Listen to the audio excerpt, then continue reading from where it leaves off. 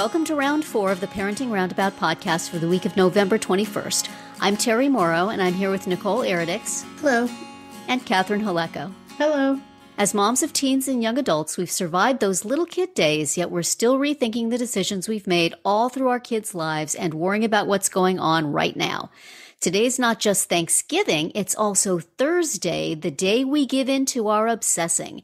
And today, for some reason, family traditions are on our mind. So we're filling your plate with an episode from July 2019 that, starts with the 4th of July, but it gets to today's holiday too. Wait for it. It's the 4th of July, and it's also going to be my 25th wedding anniversary. Ooh, wow. So happy anniversary. There's some big celebrations happening and picnics and events, but not really kind of always because, things change over time. Yeah. What we used to do may not be what we do now, and I know that's one of my big concerns because you know me, I like that Norman Rockwell image. That's right.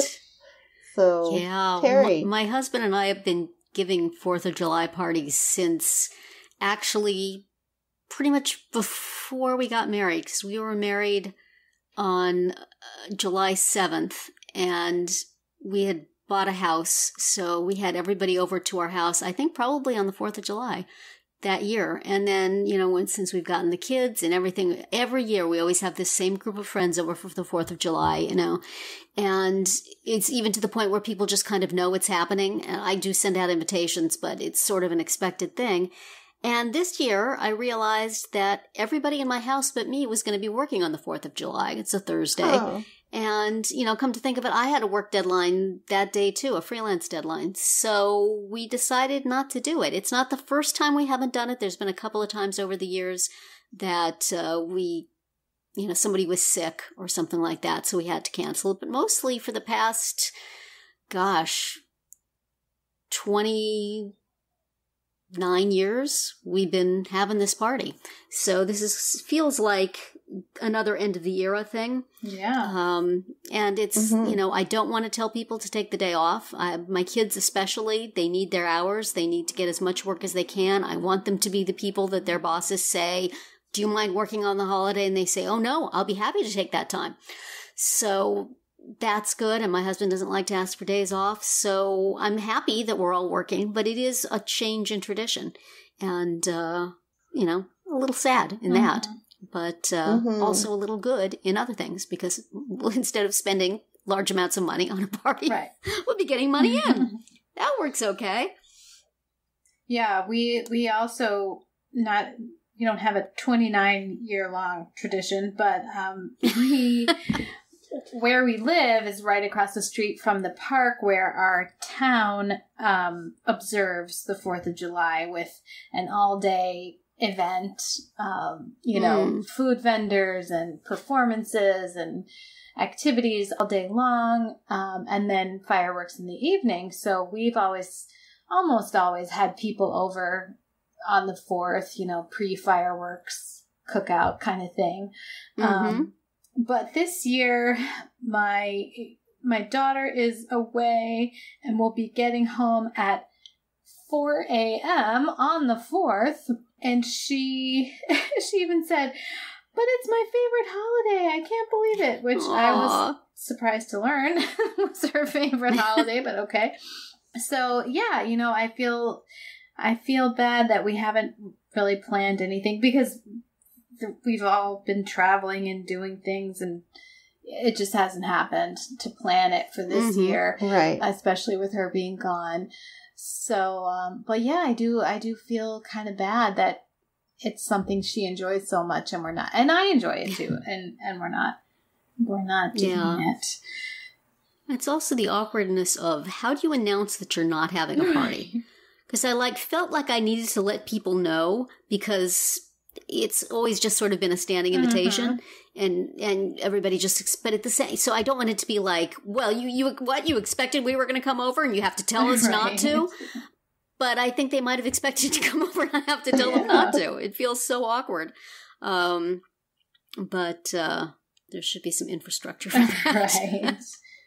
I know. I was having coffee with a friend last night, and we were talking about how Thanksgiving is going to change for her family this year because her daughter is going to be a cheerleader at Northeastern University, and so they have some big games that week, and then, or maybe it's more like, well, she's busy with cheerleading, and then she's got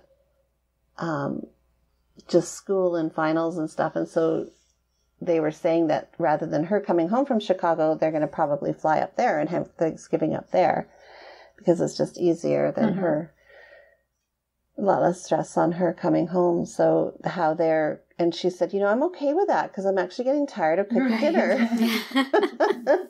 She said, maybe we'll move Christmas up there as well. So, yeah, and I kind of feel like we've never had any set really traditions, and that's something that I've often talked about because I've always wanted that, but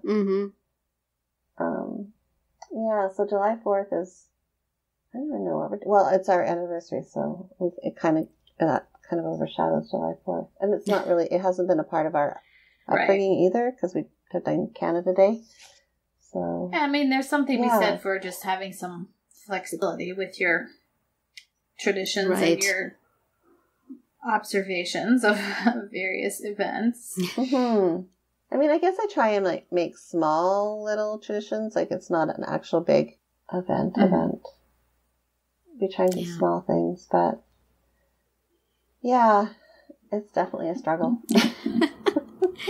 Yeah, Thanksgiving and Christmas when I was growing up were always a big deal. We had some cousins who lived nearby, but we only really saw them on holidays. We saw them on Easter, Thanksgiving, and Christmas. So each of those occasions were big deals, especially Thanksgiving, but also Christmas. We went to their house on Christmas Eve, and they came to our house on Christmas Day. So this is what I was used to. And then for a while, my husband's relatives all lived in town. His parents were alive. So we would do that same sort of thing. Everybody would come to our house, or we would go to, his brother and sister-in-law's house. And then his parents passed away, and his brother and his brother's family moved to the next state over, and there just really nobody wanted to be driving to the other person's house 4 hours to get together for the holiday. So we would, meet at a restaurant or something, which is sort of less special. And then, we just sort of, a couple of years, we just sort of decided to have one time in between Christmas and Thanksgiving, we'd get together. So then we had Thanksgiving and Christmas by ourselves. And, it seemed like, oh, this is going to be nice. Low key. We'll just get Boston Market. It'll be great. But it's really anticlimactic, to just sit together, the four of you on Thanksgiving Day. There's not enough people here. Oh, and Christmas is just not real Christmassy when it's just nobody's coming over besides your immediate family. Well, see, and once again, there's that lack of, society kind of, because that's what I've dealt with all my life, is that we've had a small family and it's just been us. And how do we take this event, which is supposed to be all full of people and celebration and happy and good times, and there's just the four of us. Yeah. There's no kind of social construct for being okay with that.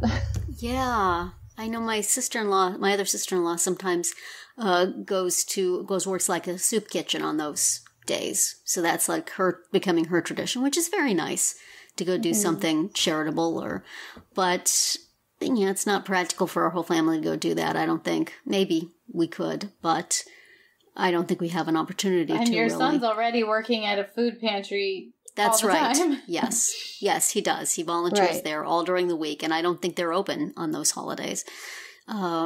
So we should come up with some good tradition, like going to the movies. But my kids aren't interested in movies, so I don't know what we could do. If the bowling alleys are open on Christmas, we could probably go bowling. But that would feel weird. But things change. Nothing you can do about it. There should be some sort of, internet. This is my answer to everything. There should be some sort of internet clearinghouse where if your family is going to feel lonely on the holidays, you could post. And then if another family is feeling lonely on the holidays, you could get together. It's kind of like the Tinder app for celebrations. Exactly. Swipe right if you like turkey. Swipe right if you like that family. Swipe right if you don't. If you don't. That's right. You'd make your pitch. You'd have a picture of your family. You pitch your recipes that you like to make. Yeah. I make a great pumpkin pie, and our house is big enough. We have a big table, or we'll come to you. Oh dear, that's exactly what's needed for all us lonely totally families is. in this isolating age. It totally is. Even in this community here, and I've griped about this for years, it's so hard to meet other families in this community because this community relies heavily on its churches to form the social groups. And there are a lot of international families here because of a company that my husband also works for. Uh-huh. And so there's a lot of us that are just kind of hanging around. We don't really belong to a church because, we've come from different backgrounds and cultures, and there's a lot of religious diversity. There's just a lot of us hanging around on these days. It's like no connection, and we could be getting together with other people and doing something fun. And unless you meet by chance, or your husbands work together, or your wives work together, or whatever. Yeah. It's just not going to happen. And that's something that there used to be an app. This has been another episode of Parenting Roundabout brings you what the internet needs. Or there should be an app for that. Yes. But there is a podcast for this discussion, and it is now over. That's it for today's Round 4. Tune in tomorrow when we'll accompany your frantic Black Friday efforts with an episode about holiday shopping. Find all our episodes at parentingroundabout.com and talk back in the comments there, on our Facebook page, or on Twitter, where you'll find us at Roundabout Chat.